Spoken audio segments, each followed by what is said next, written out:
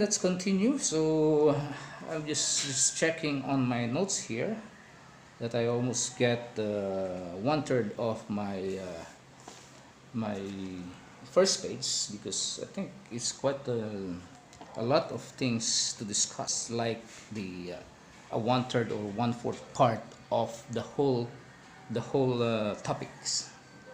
I was just looking here now regarding the alcohol content. It's well, for the wines we have the non-alcoholic wines as well, and also we have wines which has an alcohol in it, and the lowest alcohol that you can find about 5.5%, and the highest one goes up to 13.5 to 14. But the highest alcohol content, as I was mentioning, is the one that we have in Australia, followed by the US alcohol content, and the average in France or in the Mediterranean is about 11 to 12%.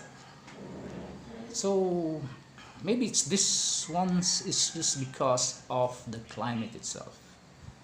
You see, as we go on and learning about wines, we know that the more tropics you have, or the more high sunlight that you have, it's the more sweetness you can get to your product or to the fruits.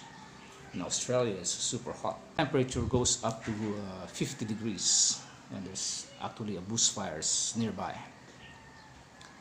So Australia is one of the country that produces wines that has a higher content of alcohol of about 13.5 to 14% alcohol. And in the US, especially in California, or in the what you call a western part, has more on the sunny side area, especially in California, as I was mentioning. So they have a greater sunlight.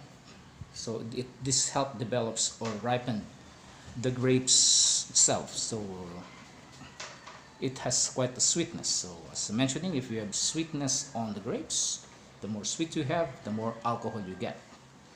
And in France, which is the weather is not that really a tropic, but it's cold, so their wines must be more on the acidity of it. So it has a less less alcohol content. And okay, so I've tackled all this alcohol for the wines, and now let's go for the sulfites or sulfur. Yes, folks, we have some sulfur, or what you call sulfites, on wines. So what's the use of sulfites? It's additional sulfites in the wines. These help to preserve a bit more the wines. But there are wines as well which is not no added sulfites. I use the word no added sulfites because a lot of the grapes variety, wherever you are in the world, has already a mold or a sulfur on it that comes naturally. You can see that on the bark of on the stems of the grapes itself. So you don't really have a non-sulfite wines, but you have some wines that has an additional sulfites on it. So for me, the effect of the sulfites is I get a little bit of a headache or a migraine if I drink a lot of red wines. It's just because of the sulfites.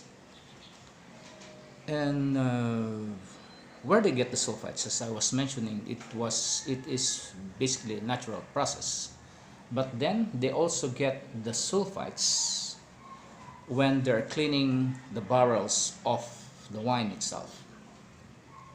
Well, the sulfites, they put the sulfites, light it up, and put it inside the barrel. So the smokes of the sulfites will absorb or clean up the barrel itself. So that's one of the way of their cleaning the wine barrels. And also, aside from that, but I think nowadays they're using steam or a pressurized water steamer to clean up the barrels. But then it was a sulfites or a sulfur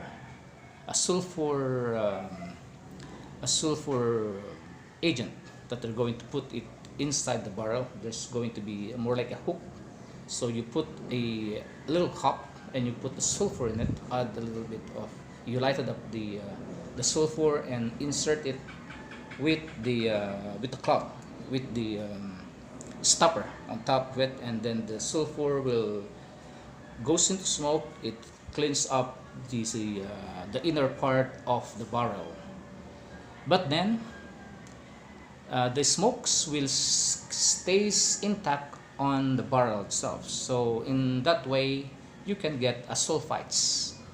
So that's most like not an additional, but it's the way it is because they're cleaning the barrels with the sulfites. And the other thing is by adding sulfites in it to help preserve the wines for a few hours, or maybe additional 2 or 3 days. And how do we remove the sulfites?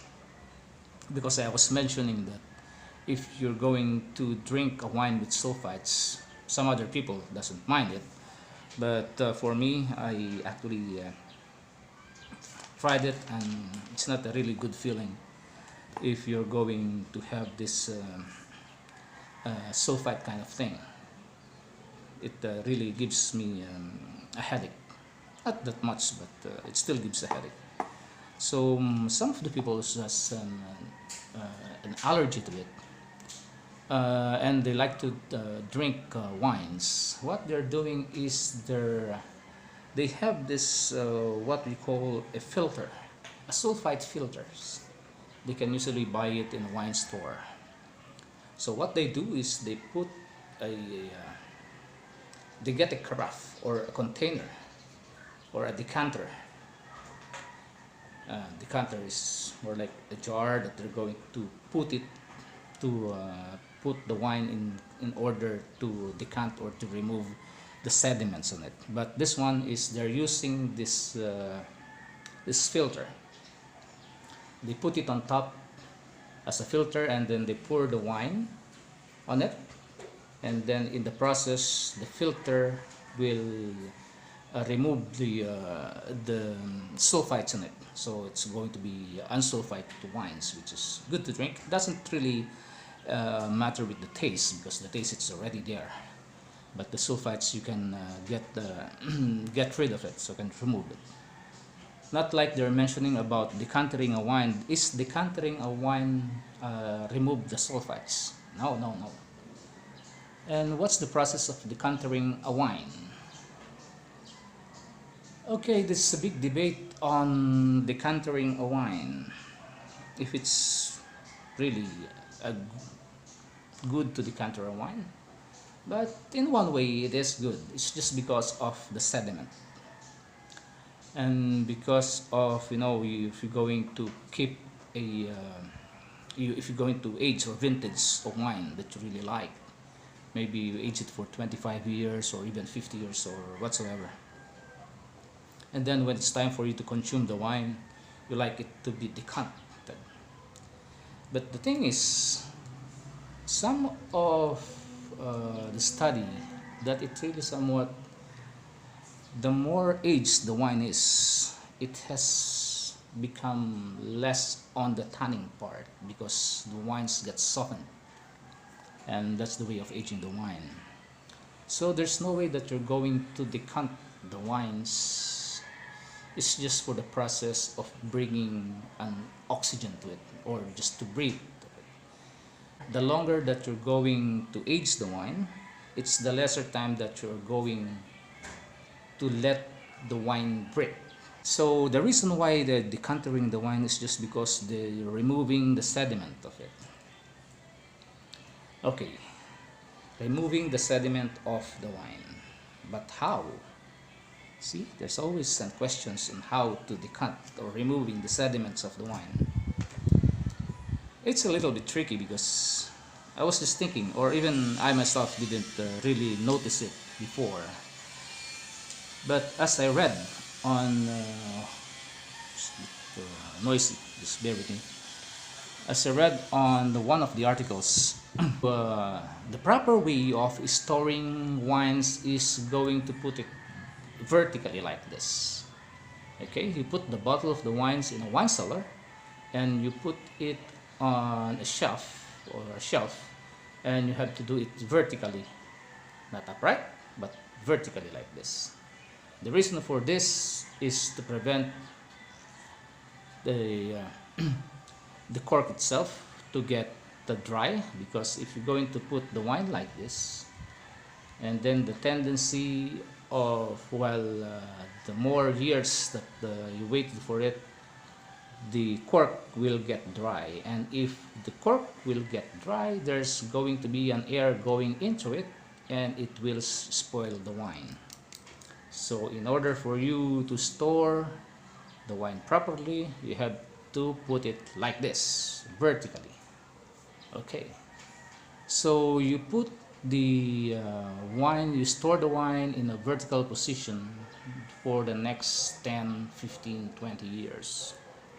So the sediment of the wine goes on the bottom here. Okay, so when it's time to drink, okay, so what happens is you are going to take the wine and take it with you, holding it upright. So what's the use of seating the wine in this position, when if you're going to consume it, you're going to hold it and put it up, and all the sediment that goes on the side here will mix again? Make no sense, isn't it?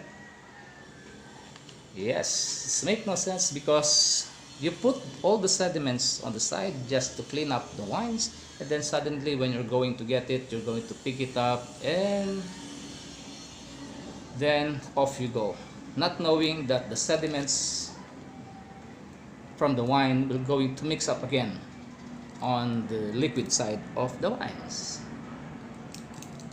You see how we store it, and how do we what's the purpose of storing it vertically when you're putting it up like that?